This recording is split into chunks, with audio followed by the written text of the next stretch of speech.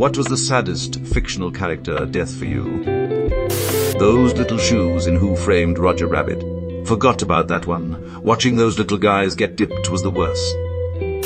Stoic the vast How to Train Your Dragon dude literally just reunited with his wife after over 15 years of being gone and spends a total of about 15 minutes with her. Cause of death. Basically, took a bullet in the chest to protect his son. I saw it in theaters and a bunch of kids started to cry. Not like sniffing, but out loud wailing. It added to the atmosphere. Dude, my dad died the week this came out. I went to see it to take my mind off things and see a fun movie about dragons. Absolutely devastating. Roy in Blade Runner. I've seen things you people wouldn't believe. Attack ships on fire off the shoulder of Orion. I watched sea beams glitter in the dark near the Tannhauser Gate. All those moments will be lost in time, like tears in rain. Time to die. Arthur Morgan from Odd 2, just seeing him slowly dying on the hill, pleading to Dutch, but Dutch just walking away, leaving him to die, was heartbreaking. The dogs in Where the Red Fern Grows. Came here to say this. This book destroyed me in grade 5, but also really demonstrated grief in such a profound way. The Iron Giant. Superman. Pops from Regular Show. He was the literal embodiment of good, and he died saving the universe from and with his brother. He was such an innocent and friendly guy who was kind to everyone he met. I still tear up seeing the finale to this day. Edit. His last words to Mordecai and Rigby especially hurt. I know you're sad, but I promise this is a good ending. Take care of each other. Goodbye. I am not caught up on Regular Show. Saving Private Ryan has two of the saddest, most brutally gut-wrenching deaths I've ever seen on screen in Wade and Mellish. Wade trying to talk the guys through his injury that goes from panic and terror to acceptance of his own death as he cries out for his mother and says, "I want to go home." Jesus Christ. Mellish is brutal for all the more uncomfortable and raw reasons you'd imagine. War is horrific. Young men are sent off to die and their lives are cut short for no reason. It's tragic and heartbreaking, and this is one of the only movies to really nail that feeling.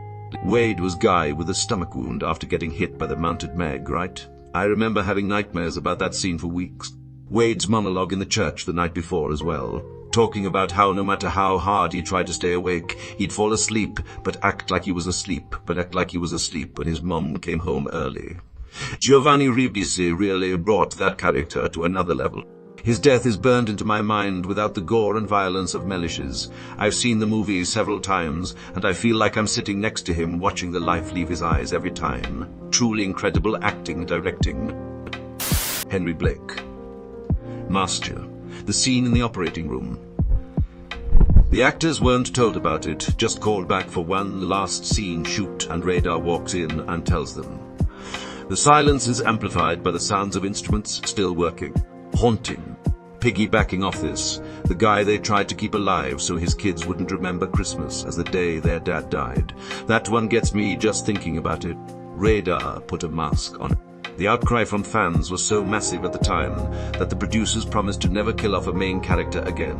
McLean Stevenson filmed scene afterwards for Cher showing Henry in a life raft shouting, "I'm okay." Haps. A5 Banff Nepap. Bubba in Forrest Gump.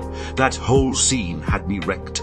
From Bubba's weak, "I wanna go home," to Forrest's narration saying he died by that river in Vietnam while showing him holding Bubba. God damn, I'm crying just thinking about it. Brooks, Shawshank Redemption. It was just so damn sad to see someone so heavily institutionalized. And honestly, I didn't even realize what was happening in that scene until after he had already carved Brooks was here into the beam. It gets me every time. Poor Jake. The world went and got itself into a damn hurry. Mine was Tommy. He was turning his life around, getting educated, ready to become a free and honest man again, like what the prison should do for people like him, only to be heartlessly killed to serve the greed of other people. Some birds aren't meant to be caged. Their feathers are just too bright. John Coffey in The Green Mile. There's a passage in the book around the time Paul and Brutal and Harry take John to see Melinda Mora's, when they pass through the room that houses the electric chair, and John remarks about old Sparky and how he can hear voices coming from it, screaming, After religiously watching the film and reading the book a handful of times, it hurts so much to know John has to ride the lightning in that same chair, despite being a pure light and magic. He's one of King's all-time great characters, a simple, unassuming creature of mythical power, tender wisdom, and infinite generosity.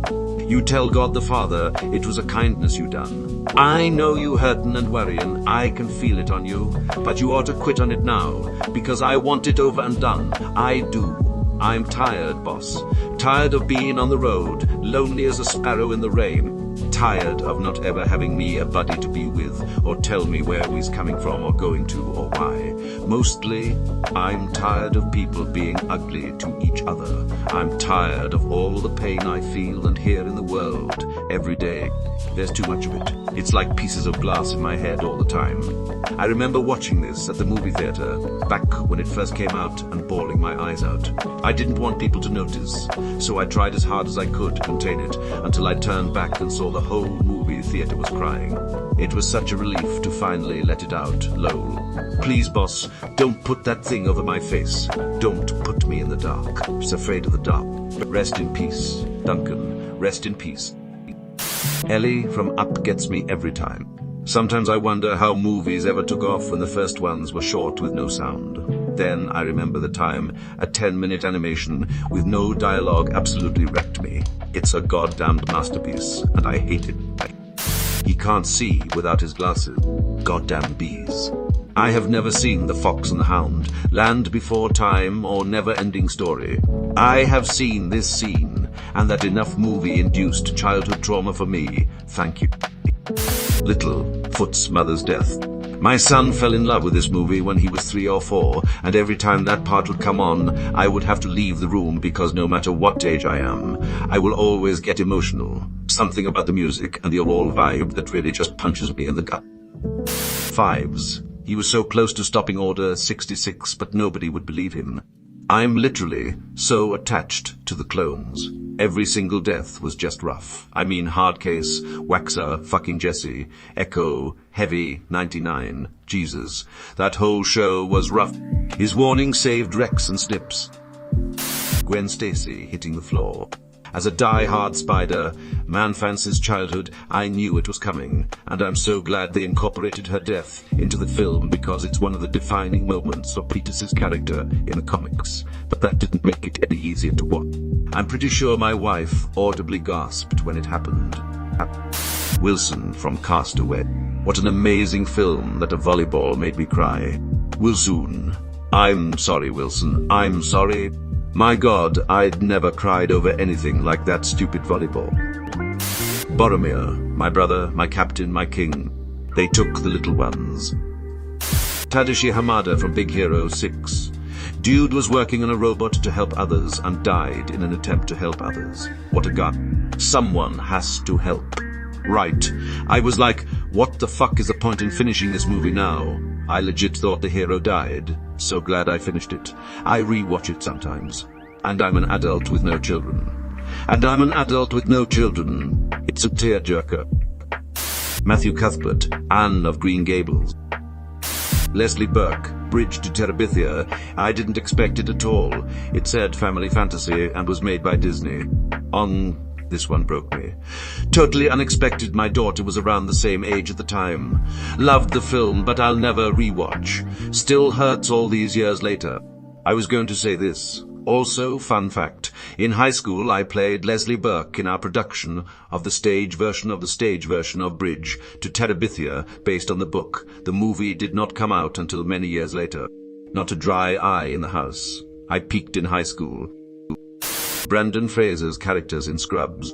Where do you think we are?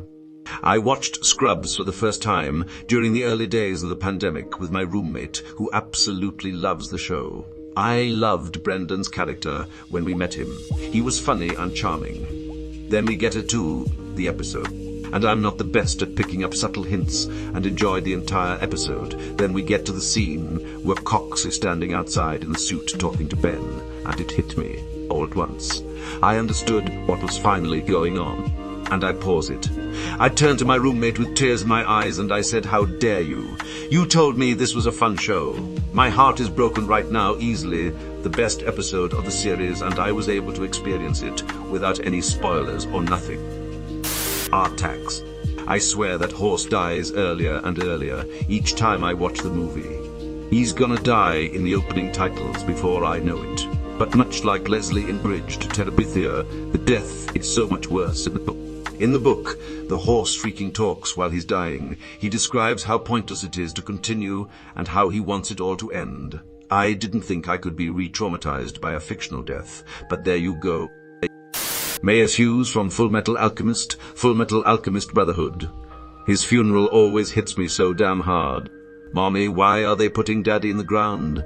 He has a lot of work to do, fuck you. Just fuck. Nina's death was rough too, more so in the 2003 series, though emo. It's a terrible day for Rain. Not Penny's boat. Oh, Charlie, that was such a tough one. Also, Sun and Jin in that other boat. Wash, pilot of the Firefly class Serenity. He's a leaf on the wind. Curse Joss Whedon's sudden yet inevitable betrayal. Alan Tudyk told a story somewhere about how he got yelled at a con for adding "I am a leaf on the wind" to his signature.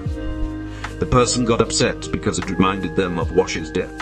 His death hurt so badly because it just rubbed salt in the wound, because you knew it meant the show really was dead forever. Firefly died way too goddamn soon, and I'm still bitter about that.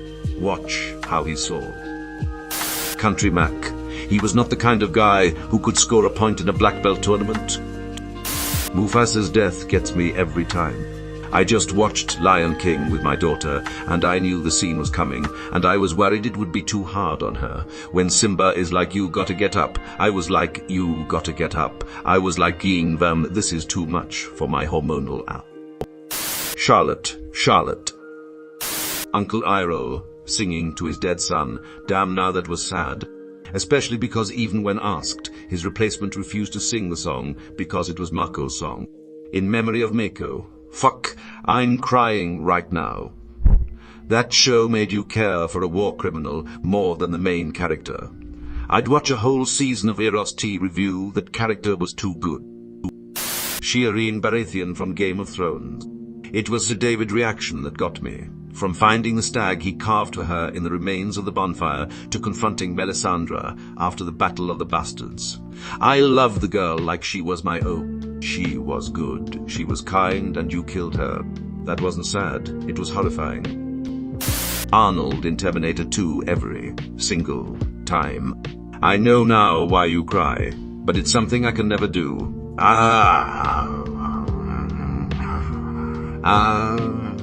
Cry and Q, one of the reasons why I cry.